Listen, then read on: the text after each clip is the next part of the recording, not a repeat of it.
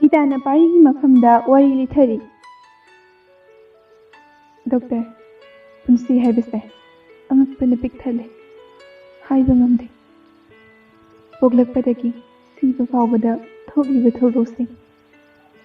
Doctor su tabiyam lagani. Ayamasu doctor ki engagement, baba ani na haina bado. Doctor Pari, Tajari Gita. Gita, wafam asida doctor ki kari wakhali. Doctor Pari, Aina aigi babada aigi life partner di ishana khanjadi. Thamui ani masa khangnaduna karamna sanglaba punsi lambida chakadoribano. Haina chahi amagi matam pibiyu hajabani. Gita, doctor ki wafam mada achumbani. Inkhalaklibi kayagi thamuida masa ki apamba leje. Ayi apamba leje. Doctor su adamangai. Doctor Pari, hoi, aidi MBBS tamlibani haiduna nushinungogi parasi thaba khara watre. Hawjikta inkhalakliba pakhang macha amagum nokningjagita. Gita, Doctor, kanano? Punsigi athengba jogongi punsida thengnaribadubo. Doctor Pari, nokpitauraga. Mamida kausaribra khangdi. Silent hoy. E pauche da thauna fabagi mana phangba drug fabagi huran chinti kesam pagan bido. Gita, oh, adudi aigi imanabini. Asumna wari saraba matungda kullabidu Gopal Gita gi manakta changlai. Kullabidu, Ibungo Pari, yenglaba natra. Kari condition da lairi. Doctor Pari, Hoi baba. Aina idi baisa langthaga si charaga week amagi manungda fagalakani khali. Kullabidu, Adudi Itau Gopal, amuk lengthokluba tare.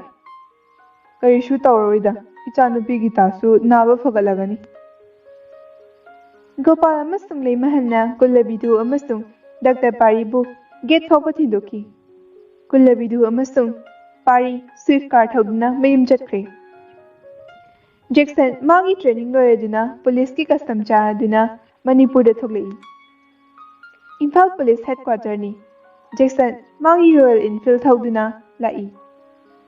Jackson masamsu tena kakle. Training tawrubagi chung firal chare. Hanaga sawang sawan chumnaga leire. Haujikti lagi machadu male. Jackson Imphal Police Headquarter DGP ki room tamna.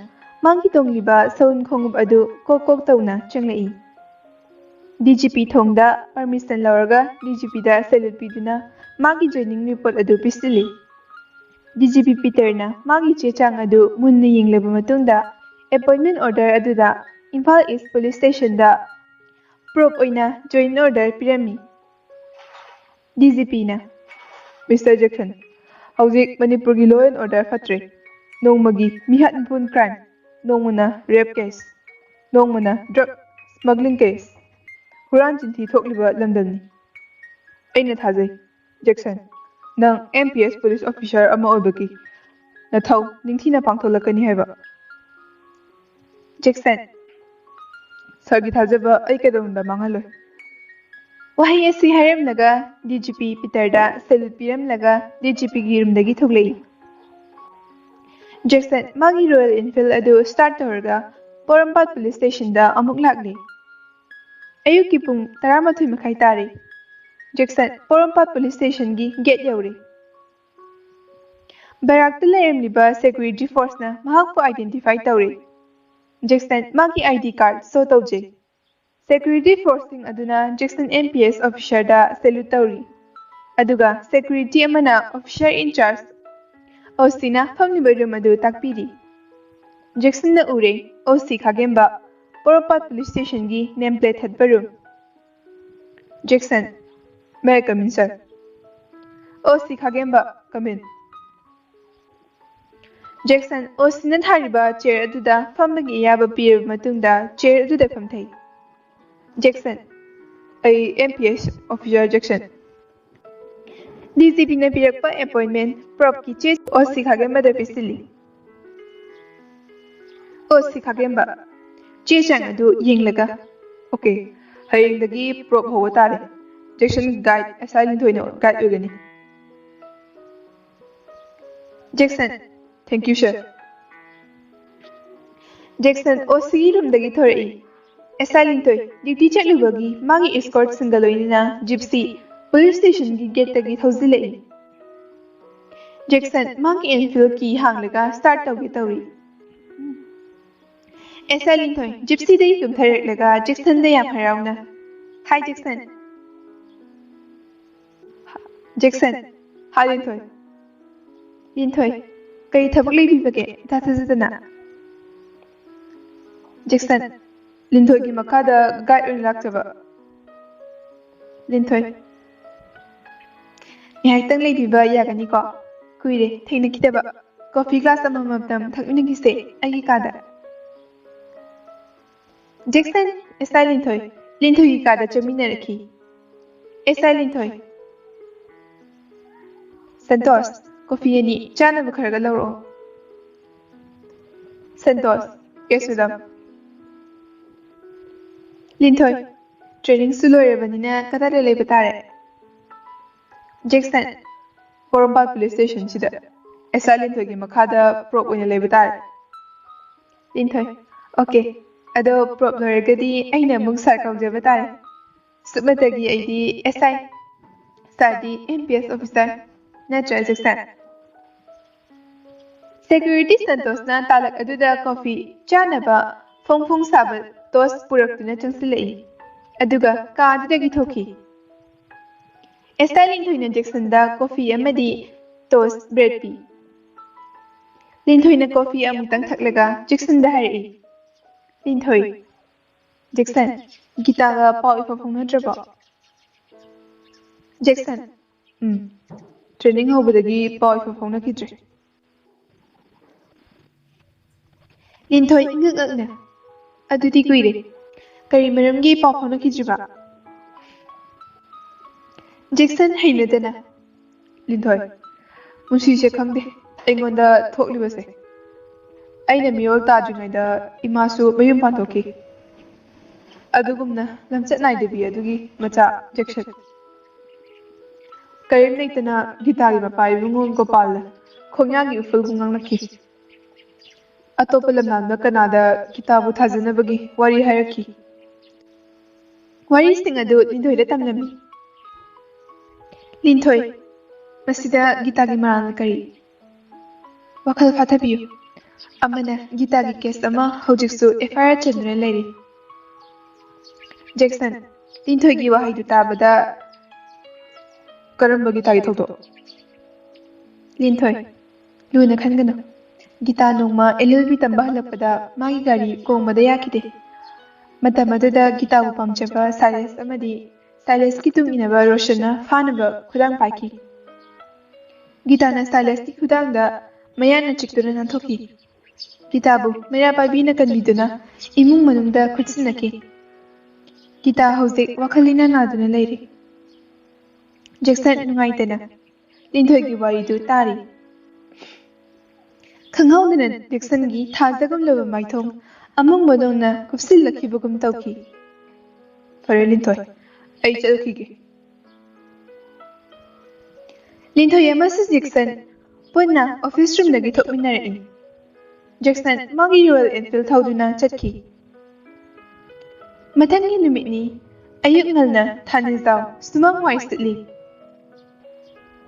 Sumang minakanda lairiba kitchen garden aduda hauriba napising makhutna foidokli foiba loiriba matungda mafam chana napising adu dangthoi Thanizau peri ema paraduna kitchen garden amadi gamlanda thariba leising adu ising chaibiri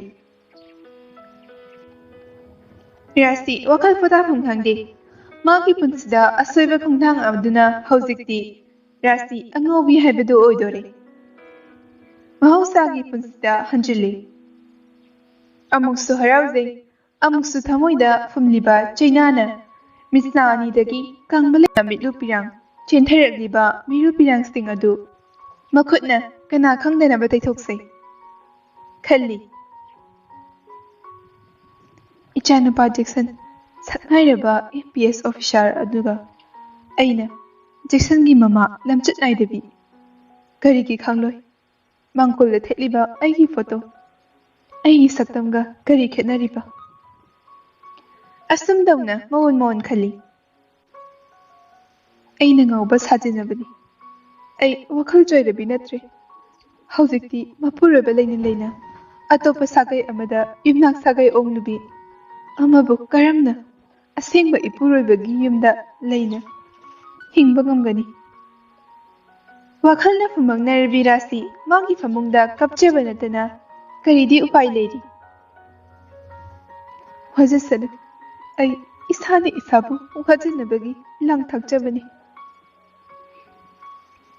ꯊꯥꯅꯤꯖꯥꯎ ꯃꯥꯒꯤ ꯊꯕꯛ ꯂꯣꯏꯔꯗꯨꯅ ꯏꯃꯨꯡꯗ ꯆꯪꯂꯛꯏ ꯑꯗꯨꯒ ꯕꯥꯠꯔꯨꯝꯗ ꯆꯪꯅꯕ ꯇꯧꯔꯤ ꯊꯥꯅꯤꯖꯥꯎ Jackson Jackson ꯍꯧꯒꯠꯇ꯭ꯔꯤꯕꯣ ꯅꯪꯕꯣ ꯑꯌꯨꯛꯀꯤ ꯄꯨꯡ 8 ꯇꯥꯔꯦ ꯅꯨꯃꯤꯠꯅ ꯅꯝꯂꯗꯤ ꯍꯛꯆꯥꯡ ꯐꯔꯔꯣꯏ ꯍꯧꯒꯠꯂꯣꯀꯣ ꯑꯁꯨꯝꯅ ꯂꯥꯎꯔꯝꯂꯒ ꯊꯥꯅꯤꯖꯥꯎ ꯕꯥꯠꯔꯨꯝꯗ ꯆꯪꯈꯤ ꯖꯦꯛꯁꯟ ꯃꯄꯥꯅ ꯍꯥꯏꯔꯝꯕ ꯇꯥꯔꯗꯨꯅ ꯇꯤꯡꯂꯤ ꯌꯥꯡꯂꯤ ꯇꯧꯗꯨꯅ ꯍꯧꯒꯠꯂꯛꯏ ꯊꯥꯅꯤꯖꯥꯎ ꯏꯔꯨꯖꯕ ꯂꯣꯏꯔꯗꯨꯅ ꯈꯨꯗꯩ ꯑꯔꯥꯡꯕ ꯃꯄꯨꯝ ꯑꯃ ꯁꯦꯠꯂꯒ ꯀꯤꯆꯟ ꯔꯨꯝꯗ ꯆꯪꯈꯤ ꯊꯥꯅꯤꯖꯥꯎ ꯁꯪꯒꯣꯝ ꯒ꯭ꯂꯥꯁ ꯑꯃ ꯕ꯭ꯔꯦꯗ ꯄꯤꯁ 2 ꯕ꯭ꯔꯦꯛꯐꯥꯁ ꯇꯧꯔꯒ ꯗꯨꯀꯥꯟ ꯆꯠꯅꯕ ꯐꯤ ꯂꯣꯏꯁꯤꯜꯂꯤ ꯊꯥꯅꯤꯖꯥꯎ ꯅꯪꯁꯨ ꯉꯁꯤꯗꯒꯤ ꯊꯕꯛ ꯆꯠꯅꯤ ꯍꯥꯏꯕꯗꯥꯏ ꯅꯃꯥꯒꯨꯝꯂꯕꯤ ꯑꯁꯤꯒ ꯆꯥꯛ ꯊꯣꯡꯗꯨꯅ ꯆꯥꯃꯤꯟꯅꯔꯣ ꯅꯪꯒꯤ ꯕꯕꯥꯗꯤ ꯍꯣꯇꯦꯜꯗ ꯑꯣꯏꯅ ꯆꯥꯔꯨꯔꯒꯦ ꯖꯦꯛꯁꯟ ꯍꯣꯏ ꯕꯕꯥ ꯅꯆꯥꯅ ꯁꯣꯏꯗꯅꯕ ꯇꯧꯖꯔꯒꯦ ꯊꯥꯅꯤꯖꯥꯎ ꯃꯥꯒꯤ ꯑꯦꯁꯇꯥꯔ ꯊꯧꯗꯨꯅ ꯚꯤꯗꯤꯑꯣ ꯀꯣꯟ ꯄꯥꯎꯅꯥ ꯕꯖꯥꯔ ꯗꯨꯀꯥꯟꯗ ꯆꯠꯈꯤ ꯃꯄꯥ ꯏꯕꯨꯡꯉꯣ ꯊꯥꯅꯤꯖꯥꯎ ꯆꯠꯈ꯭ꯔꯕ ꯃꯇꯨꯡꯗ ꯕ꯭ꯔꯁ ꯇꯧꯕ ꯏꯔꯨ ꯂꯨꯕ ꯂꯣꯏꯔꯗꯨꯅ ꯀꯤꯆꯟ ꯔꯨꯝ ꯆꯪꯗꯨꯅ ꯃꯄꯥꯅ ꯍꯥꯏꯔꯝꯕ ꯆꯥꯛ ꯏꯁꯤꯡ ꯊꯣꯡꯗꯨꯅ ꯖꯦꯛꯁꯟꯒꯤ ꯌꯨꯝꯗ ꯂꯩꯔꯤꯕꯤ ꯅꯨꯄꯤ ꯑꯗꯨꯒ ꯆꯥꯛ ꯏꯁꯤꯡ ꯆꯥꯅꯕ ꯁꯦꯝ ꯁꯥꯔꯤ ꯖꯦꯛꯁꯟꯅ ꯆꯥꯛ ꯄꯨꯈꯝ 2 ꯍꯥꯞꯇꯨꯅ ꯐꯖꯅ ꯅꯤꯡꯊꯤꯅ ꯁꯦꯝꯂꯤ ꯔꯥꯁꯤ ꯖꯦꯛꯁꯟ ꯀꯤꯆꯟ ꯐ꯭ꯂꯣꯔꯗ ꯐꯥꯟ ꯃꯆꯥ ꯑꯃꯃꯝꯗ ꯐꯝꯗꯨꯅ ꯆꯥꯛ ꯆꯥꯅꯕ ꯇꯧꯔꯤ ꯍꯥꯟꯅꯗꯤ ꯗꯥꯏꯅꯤꯡ ꯇꯦꯕꯜ ꯑꯃꯗ ꯃꯄꯥ ꯃꯆꯥ ꯊꯥꯅꯤꯖꯥꯎ ꯑꯃꯗꯤ ꯖꯦꯛꯁꯟ ꯐꯝꯗꯨꯅ ꯆꯥꯕꯗꯤ ꯑꯗꯨꯕꯨ ꯉꯁꯤꯗꯤ ꯔꯥꯁꯤ ꯖꯦꯛꯁꯟ ꯄꯨꯂꯞ ꯆꯥꯃꯤꯟꯅꯔꯦ ꯔꯥꯁꯤ ꯖꯦꯛꯁꯟꯅ ꯍꯥꯎꯅ ꯊꯣꯡꯗꯨꯅ ꯆꯥꯛꯈꯨꯝ ꯆꯥꯎꯅ ꯆꯥꯎꯅ ꯍꯨꯛꯇꯨꯅ ꯆꯥꯕꯗꯨ ꯎꯕꯗ ꯔꯥꯁꯤ ꯍꯔꯥꯎꯖꯩ ꯅꯤꯡꯁꯤꯡꯂꯛꯏ ꯖꯦꯛꯁꯟꯅ ꯑꯉꯥꯡ ꯑꯣꯏꯔꯤꯉꯩꯗ ꯃꯃꯥ ꯔꯥꯁꯤꯅ ꯆꯤꯔꯨꯝ ꯇꯥꯔꯒ ꯖꯦꯛꯁꯟꯅ ꯃꯌꯥ ꯂꯥꯎꯅ ꯂꯥꯎꯅ ꯀꯥꯊꯣꯛꯂꯒ ꯆꯥꯈꯤꯕꯗꯨ ꯔꯥꯁꯤ ꯃꯈꯣꯏꯅ ꯆꯥꯒꯦ ꯇꯧꯔꯝꯕ ꯆꯥꯛ ꯆꯥꯛꯈꯨꯝ ꯑꯗꯨ ꯄꯨꯈꯝꯗ ꯊꯥꯈꯤꯕ ꯈꯪꯍꯧꯗꯦ ꯖꯦꯛꯁꯟ ꯏꯃꯥ ꯍꯥꯎꯇ꯭ꯔꯕꯣ ꯀꯩꯗꯧꯔꯒꯦ ꯔꯥꯁꯤ ꯌꯥꯝ ꯍꯥꯎꯋꯦ ꯏꯆꯥꯅ ꯆꯥꯕ ꯎꯔꯒ ꯏꯃꯥꯅ ꯄꯦꯟꯅ ꯌꯦꯡꯖꯕꯅꯤ ꯑꯁꯨꯝꯅ ꯆꯥꯕ ꯂꯣꯏꯔꯒ ꯖꯦꯛꯁꯟ ꯃꯈꯨꯠ ꯍꯥꯝꯗꯣꯛꯇꯨꯅ ꯃꯥꯒꯤ ꯀꯥꯗ ꯃꯐꯤ ꯃꯔꯣꯜ ꯁꯦꯠ ꯆꯥꯗꯨꯅ ꯃꯥꯒꯤ ꯕꯦꯒ ꯑꯃꯗ ꯄꯨꯂꯤꯁꯀꯤ ꯌꯨꯅꯤꯐꯣꯔꯝ ꯍꯥꯞꯂꯒ ꯃꯥꯒꯤ ꯔꯣꯌꯦꯜ ꯏꯟꯐꯤꯜ ꯇꯣꯡꯗꯨꯅ ꯄꯣꯔꯣꯝꯄꯥꯠ ꯄꯨꯂꯤꯁ ꯁ꯭ꯇꯦꯁꯟꯗ ꯂꯥꯛꯏ ꯄꯨꯂꯤꯁ ꯁ꯭ꯇꯦꯁꯟ ꯌꯧꯔꯕꯗ ꯖꯦꯛꯁꯟ OC ꯈꯥꯒꯦꯝꯕꯒꯤ ꯃꯅꯥꯛꯇ ꯂꯥꯛꯏ OC ꯈꯥꯒꯦꯝꯕ ꯃꯥꯒꯤ ꯆꯤꯌꯔꯗ ꯐꯝꯂꯒ ꯐꯥꯏꯜ ꯈꯔ ꯆꯦꯛ ꯇꯧꯔꯤ ꯖꯦꯛꯁꯟ ꯃꯦ ꯀꯃꯤꯟ ꯁꯔ OC ꯈꯥꯒꯦꯝꯕ ꯋꯦꯜꯀꯝ ꯖꯦꯛꯁꯟ ꯅꯪꯒꯤ ꯑꯣꯐꯤꯁ ꯔꯨꯝ ꯑꯦꯁꯥ ꯂꯤꯟꯊꯣꯏꯅ ꯂꯩꯔꯤꯕ ꯑꯁꯤꯒ ꯍꯦꯛ ꯊꯪꯅꯅ ꯂꯩꯔꯤꯕꯁꯦ ꯑꯩ ꯇꯥꯛꯀꯦ ꯂꯥꯛꯑꯣ ꯑꯁꯨꯝꯅ ꯈꯥꯒꯦꯝꯕ ꯑꯃꯗꯤ ꯖꯦꯛꯁꯟꯒꯤ ꯔꯨꯝꯗ ꯆꯪꯂꯝꯃꯤ OC ꯈꯥꯒꯦꯝꯕ ꯍꯧꯖꯤꯛꯇꯤ ꯀꯔꯤ ꯇꯧꯒꯗꯒꯦ ꯍꯥꯏꯕꯗꯨꯗꯤ ꯏꯁꯥ ꯂꯤꯟꯊꯣꯏꯒ ꯇꯥꯊꯣꯛ ꯇꯥꯁꯤꯟ ꯇꯧꯔꯒ ꯂꯣꯏꯔꯦ ꯖꯦꯛꯁꯟ ꯍꯣꯏ ꯁꯔ OC ꯈꯥꯒꯦꯝꯕ ꯁꯔ ꯖꯦꯛꯁꯟ ꯄ꯭ꯔꯣꯞ ꯍꯦꯛ ꯂꯣꯏꯕꯗꯒꯤꯗꯤ ꯑꯩꯈꯣꯏꯅ ꯁꯔꯗ ꯑꯃꯨꯛ ꯁꯦꯂꯨꯠ ꯀꯣꯠꯄ ꯍꯥꯏꯗꯨꯅꯤ ꯐꯥꯒꯤꯒꯤ ꯃꯑꯣꯡꯗ OC ꯈꯥꯒꯦꯝꯕꯅ ꯅꯣꯛꯂꯗꯨꯅ ꯍꯥꯏꯔꯛꯄꯅꯤ OC ꯈꯥꯒꯦꯝꯕ ꯑꯃꯁꯨꯡ ꯖꯦꯛꯁꯟ ꯑꯦꯁꯇꯥ ꯂꯤꯟꯊꯣꯏꯒꯤ ꯀꯥꯗ ꯆꯪꯂꯛꯏ ꯂꯤꯟꯊꯣꯏꯅ ꯐꯝꯂꯝꯕ ꯆꯤꯌꯔꯗꯒꯤ ꯍꯧꯒꯠꯂꯒ ꯁꯔ ꯌꯧꯕꯤꯔꯛꯂꯦ ꯖꯦꯛꯁꯟ ꯍꯣꯏ ꯌꯧꯖꯔꯛꯂꯤ madam College side ming loina kaunai. Amaga adubu sinfam amamam painarakpa hanagi maongdagi ahongba lakli. O si khagemba. Linthoi, Surjection gi arrival, departure, attendance, fazana ningthina check tau. Asi haramlaga khagemba roomdagi thoki. Jackson, SI Linthoi, asi kari tau batare. Linthoi.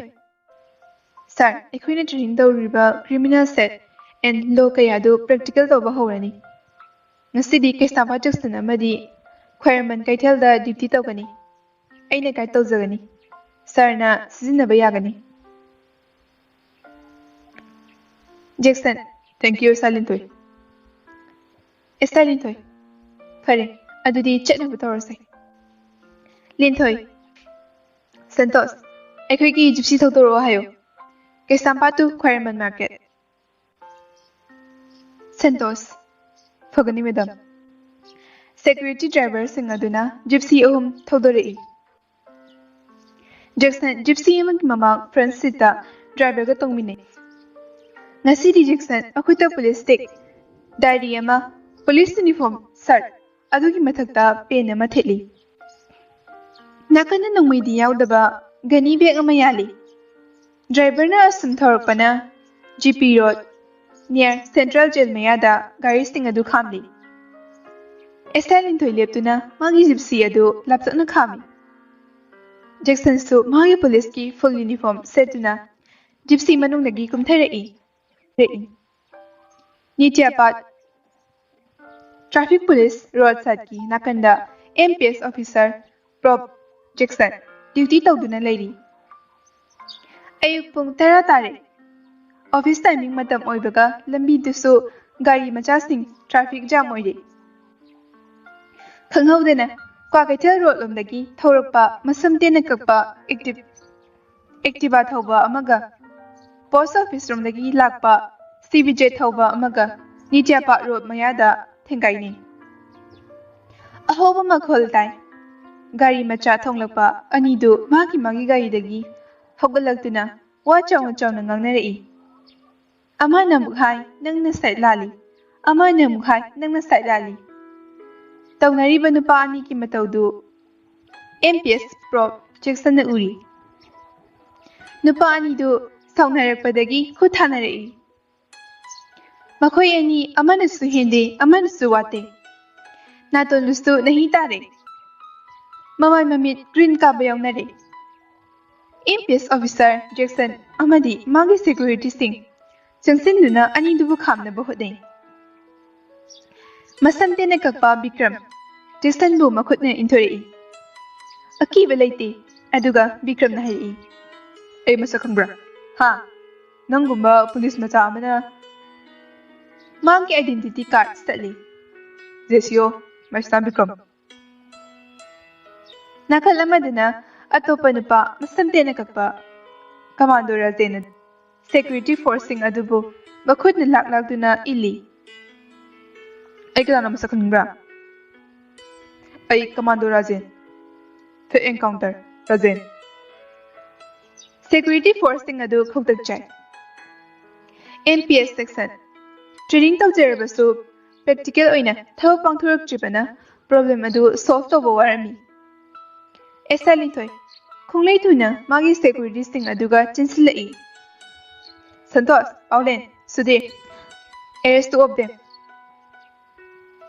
Security forcing aduna Yes, madam. Fana Betauri. Bikram Razen. Esa Linthoi da Bikram. Ay Jesio. Razen. Ay Commando Razen. Fit encounter. Khain ko madam. Esa Linthoi. Stupid. Who am I? I am Linthoi. Understand?